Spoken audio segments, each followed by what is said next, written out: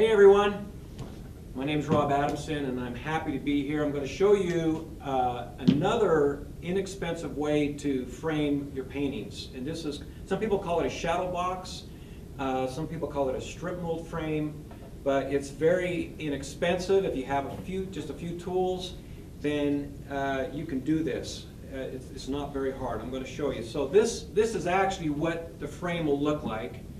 And this is a little painting, a little oil painting. You notice that it has, this is oak, it has an oak strip mold around it. You can buy this at any hardware store. It's Home Depot sells it, Lowe's. It's not very much money. So that's it, and it looks like this, but it comes in longer lengths, and you can buy it a longer length. So you have some that are oak, and some that are poplar, maple. There's all kinds of different shades of colors and things. So this one's an oak frame, and you notice that it sets on the side. Now this inset right here, as you can see, it's basically this, a piece of pine with the edge spray painted black. But it still works, it's okay. And I'll show you how that is put together so that you have that nice inset. That's where they call it sort of the floating picture shadow box. And the back has a substrate. The substrate has got some wood attached to it. So if you start with a panel, here's a painting, it's just a masonite panel. So you need to get something built on the back of this so you can put this. You can't really do it this way. You got to build something on the back. So basically, you just get some straight pine wood. It's very cheap. And if you had a saw, you can saw these in like 1x1s or 1x2s. Sometimes at the hardware store you could buy them like this. It's just really simple. But you have to put what we call a cradle. This is a cradle, and you basically just get wood glue. I prefer Elmer's, and you glue a bead on there, and you have to be careful because that'll press out. I'm not going to touch it. And you put this on. Now I've already pre-cut these, and I'll show you how I pre-cut them in just a minute, and that's another. And then you can get these cool clamps. Now this is actually a good thing to invest in because I use these for all kinds of my artwork, framing, painting. I use these to clip things when I'm painting on my board. They're actually great. You can get these in different sizes, but these clamps are the best. And so you clamp this on until it sets up and dries. And you'll notice that I've got these pre-cut so that they go around like so. I'm not going to take the time to glue them all, but you see how this will create what we call a cradle. So now you have something to put on the side. See that? Okay. So we're going to put this, set this aside, and bring this one out now that has been cradled. So we're going to go to this step. Now, before you're asking, well, how do you cut that wood?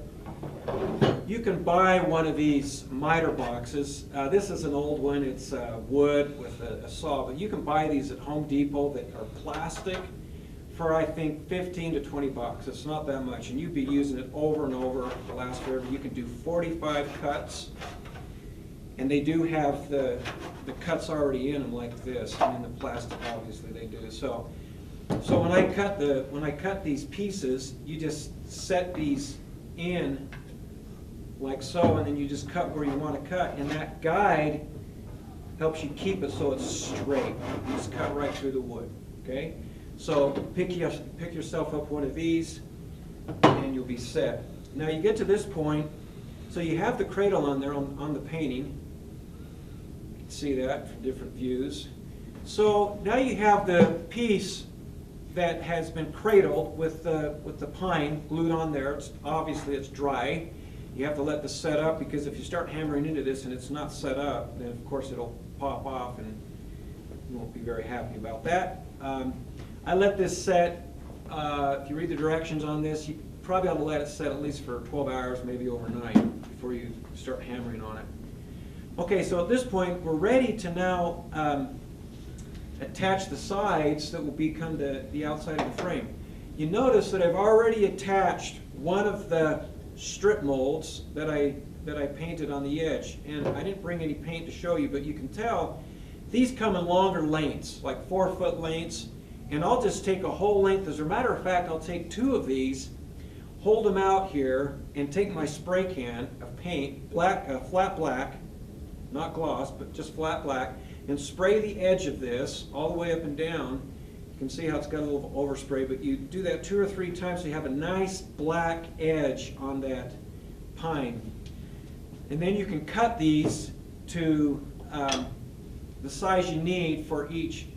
And I'm going to show you how to do a 45 when we get to this part, but you don't need a 45 on these. You can just butt them up together like this, and I don't know if you can see that on the camera, but first of all, let me show you how I attach. Now, it's important that you attach this on the side so that it's inset below the painting surface. And I'll show you with this one how to do that. So you notice I've already got this one tacked on with a couple of brad nails, and I purchased one of these. I've used this over and over and over. I've paid for this over and over. It's just a small brad gun. It's an electric one. But you notice when you put this on the side, this is the inner lining that we would call it. You can see I'm lining that up, just butting it right up to the edge. And if you can see, there is the edge of the actual substrate or the masonite. So that I don't want to put it even with it, because that makes it so that you wouldn't have that nice inset. It looks like it's floating in there, but really it's just attached to the side at in below the surface of the masonite like that. And then I would go ahead and attach it with my nail gun, or if you don't have a nail gun, just get you a hammer and some small brad nails like this, and then just hammer it in. Because remember, once this is already done, you can hammer these in like so. So just a hammer and a couple of brad nails. Now I would go ahead and finish that with the other black until it completely goes around. Okay, so now you can see that we're hit there. And then it's ready for the cover, or the edge, which is the actual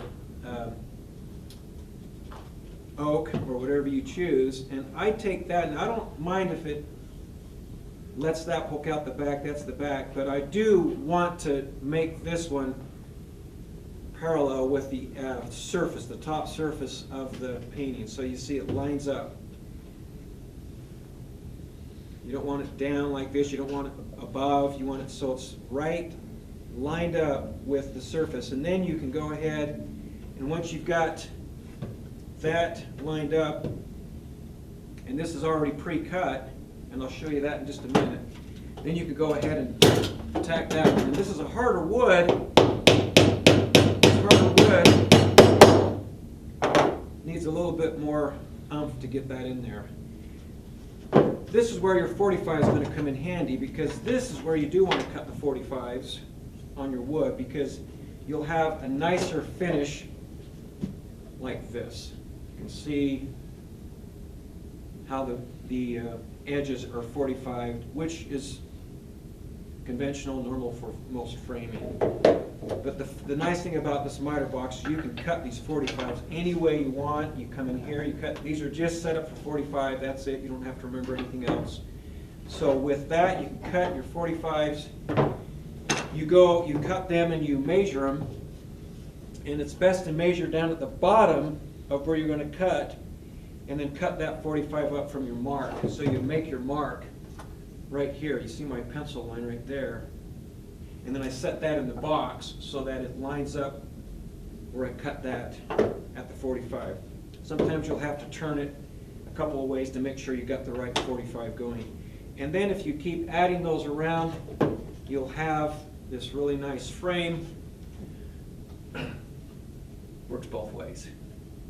And if you practice this, you can actually do different things. Like I went to Michael's and got a, they call it gold leafing and silver leafing. Of course, it's probably not real gold and real silver, but it looks like it, and it's not very expensive. And I took this wood, it's just like the strip mold, and gold, or actually silver leafed it, and then I did some antiquing on it.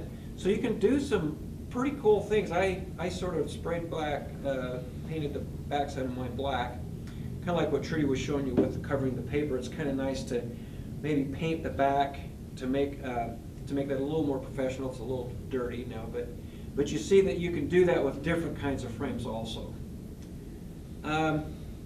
So that's pretty much it. Pretty nice frame, very professional, not very much money, just a little bit of know-how, a couple of tools. There you go.